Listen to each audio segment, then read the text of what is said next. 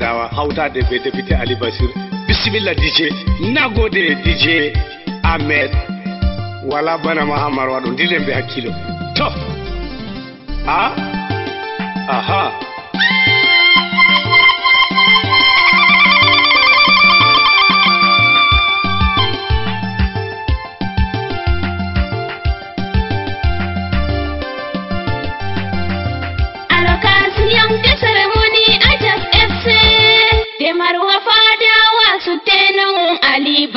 Bismillahi be inde Allah mi futire hamiyam dai me balon be jewni zottiwa wuro zangi min mi yottake mi homna on sutenon député Ali Basiru men yimbe RDP se mawdo be gorko be yottake debbo gorko yottake hande Sahel be noddiyam alokasiyam de ceremony Ajax FC de Marwa fadawa sutenon Ali Bashir hamiyimda baba Marwa lamido yottake lamido Bakari Buba ndottiwa o yottake ngam yide modon o yotti odon seyi gorko debbo Marwa fu ko moye jobe don ceyi derke en balongari be don ceyi Ali Basir Allah sappinam honorable men Ali Basir alokasiyam de ceremony Ajax FC de Marwa fadawa sutenon Ali Bashir hamim damer Marwa premier odon seyi Hamadou Hamidou mer Marwa premier seyi hamim damer Marwa deuxième odon seyi Yerima Aboubakar mer deuxième odon seyi hamim damer Marwa troisième odon seyi Boubakari wa bello wari ngam holla seyo alokasiyam de ceremony Ajax FC de Marwa fadawa sutenon Ali Bashir hamilela ko Samadi ndottiwa odon seyi Samadi koch Marwa nda Samadi odon seyi Samadi koch mawdo Marwa fusey ba madatan Allah seyne sure ndottiwa wuro zangi yottake hami homna koch Samadi ndottiwa o yottake sutenon honorable Ali Basir hangaundere alokasiyam de ceremony Ajax FC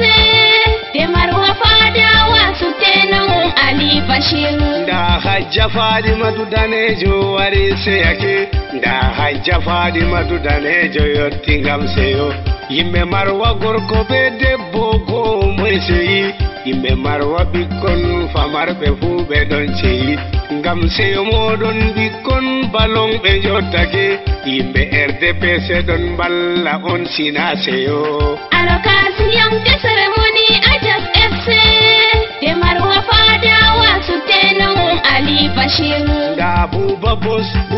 Boss ma o yottake nda Giran Bourderi Buba yottake Samadi mi hofnima koch mawɗo alabama Allah seyne sure ndottiwa barkantewa nanu wuro zangi hofnima nda jawro arabo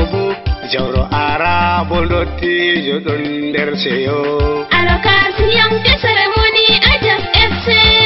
de Marwa fadawa sutenon Ali Bashir nda koch fere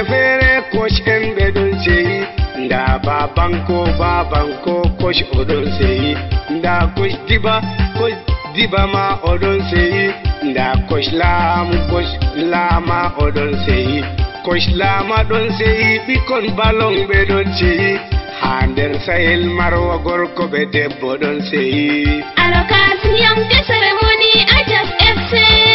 de Marwa fadawa sutenon Ali Bashir nda koch Dawuda ma odon seyi Monsieur Dawuda garɗo koch Dawuda ma odon seyi nda Buba Papanjon Buba ma odon seyi Muhammadu Dalil nda Muhammadu ɗon seyi Muhammadu Dalil président odon seyi gorko be debbo ko moyejo hande ɗon seyi alokasiyam de ceremony Ajax FC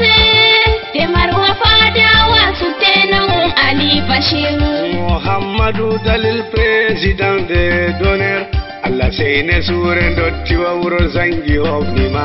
Himɓe marwa gorko be debbo hande ɓe ɗon ceyi gawdere garwa bertuwa hande ɓe ɗon ceyi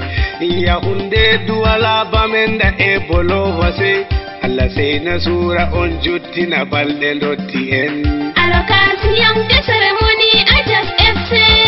de marwa fadawa sutenon Ali Bashir hami ƴewna coach masinga coach ma oɗon seyi nda coach garga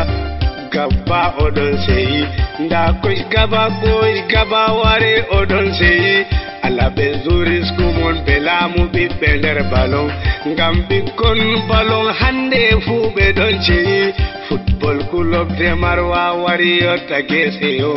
Alokasiyam de cérémonie Ajas FC de marwa fadawa sutenon Ali Bashir nda coach Umaru ma oɗon seyi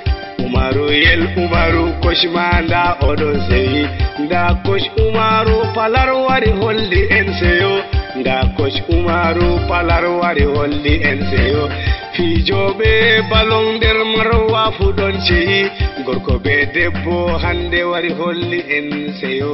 Alokasiyam de